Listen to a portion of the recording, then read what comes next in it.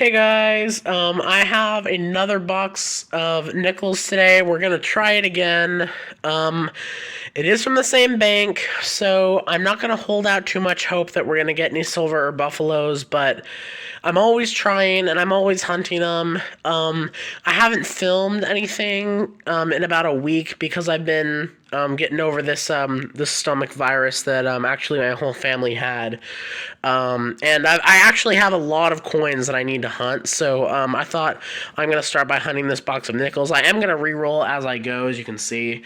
And I am trying a new light. I got this lamp at a thrift store, and it can clamp to anything, so I'm going to experiment with that in today's video. I am going to be going back to the Rob Finds Treasure mat, at least for now. So just so you know, that's what I'm going to be using. I did, well, the teller actually opened it up, and she said it was circulated. As you can see, it is. Not too many older enders, so I'm just going to get right into it. I'm going to start with roll number 1, and I will bring you guys in on my very first find. It's finally nice to be back to hunting some coins after recovering from the last few days. So let's get into it. I'll bring you in on my first find. Alright, I'm on roll number 4, and I actually got my first 40s before my first 50s. I got a 1946 in pretty good condition, out of Denver. It's got kind of a dark toning to it, but it's in pretty good shape. There's a decent 64 right there.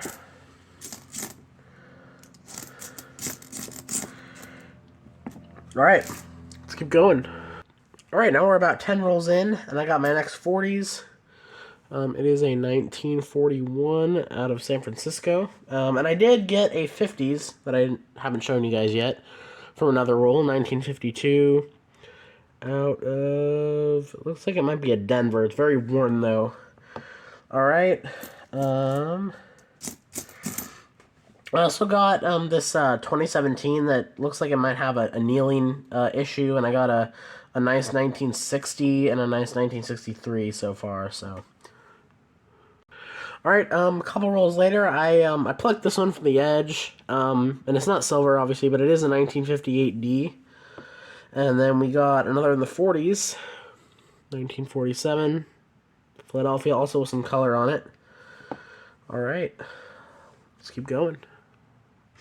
Okay, so this roll I got a couple more finds, and then another roll, I got a pretty nice looking 1957 out of Denver. It's in pretty good shape. It has like a few scratches under Monticello and has a little bit of gunk, but overall it's actually not too bad. Better condition than the other ones we've been finding. And then I got my first from 59 right there, 59D. And then I got my first from 48 too, so another new year, 48D.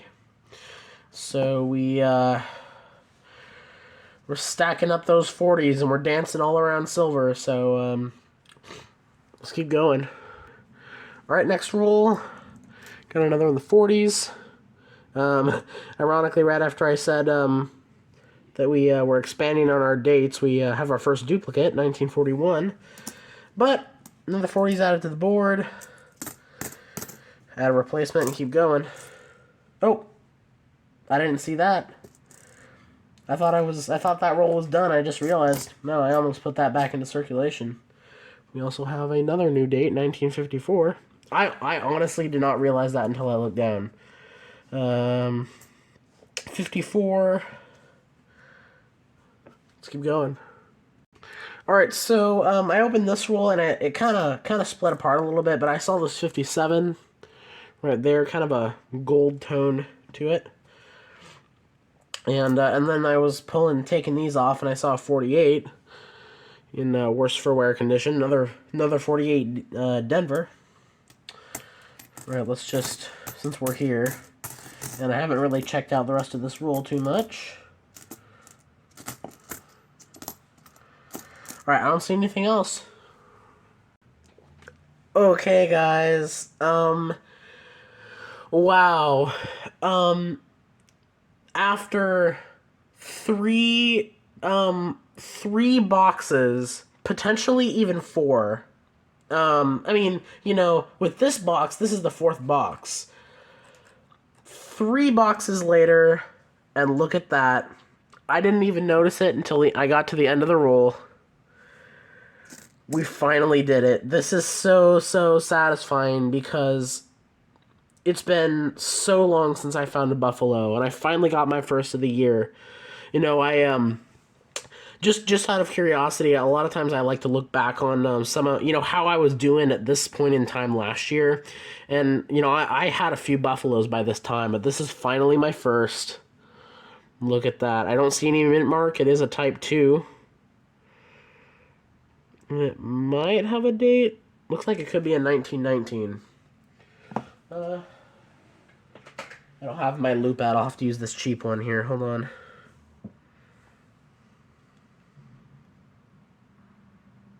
Yeah, I'm pretty sure it's a 1919. Over 100 years old. That is so satisfying. Finally, we got a buffalo. Oh, it's been so long. Sorry, guys. Typically, I wouldn't get that excited, but you guys don't even know how long it's been. Alright. Awesome find. And we still have over 30 rolls to go, so even just this I'll be happy with. Alright, couple rolls later, and I got a 1940. So, our oldest Jefferson nickel of the hunt, 1940 out of Philly. And let's check the rest of this. This one's kind of gold toned. Right, I don't see anything else. Oh, also, I forgot, actually. I did find in a couple more rolls, a couple more 50s. They're both from 58, actually, 58D. So that actually makes 3 from 1958 now, so, let's keep going. Alright, a couple rolls later, and I got 2 1941s in the same roll. Both from Philadelphia, so that's actually 4 from that year. And then I got 2 more finds from the 50s in another roll. Another 1954, that one out of San Francisco. And then a 1956 out of Denver. So another few finds. Let's keep going. Alright, I got another 1940 Philadelphia. And then I did get a couple more in the 50s. I've been getting a lot of them, so I haven't been filming every one. A 57D and a 56 out of Philadelphia.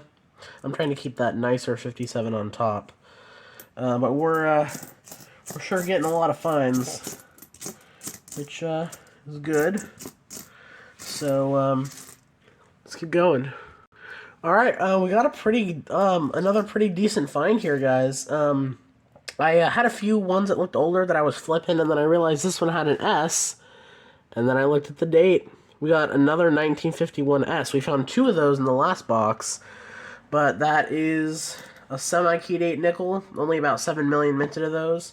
So, pretty low mintage coin. I have 16 more rolls to go. Let's get after it. Alright, I'm actually on the last roll. I do have 2 more finds in the 50s that I have not shown you guys yet. We got 2, they're both actually from 1954. One out of Denver, one out of San Fran. And then I opened this roll, and in the back, I saw another 1940 out of Philadelphia. And I don't see anything in this last bit of this roll. Since it's the last roll, I'll just make sure live. Alright, that should be it. I will get you guys a wrap-up in a flash. Alright, so we're done with all those rolls, and I am very happy to say that we finally got a Buffalo nickel. I wish that we had gotten some silver, because I did get a Buffalo, but that means I'm still on the silver drought as far as nickels go, but I'm happy that I got one because it means that this bank can still produce. I was genuinely starting to think because, I get coins from this branch often, and a ton of people also get boxes from this bank and also return. And I was thinking that at this point, all the coins, all the boxes that Brink sends out are just already searched. All the good finds have been cycled through. So it's nice to see that because it tells me that you can still find that stuff in circulation. We had a lot of old Jeffersons though. We had a bunch in the 40s and 50s, and I have that semi-key date down here.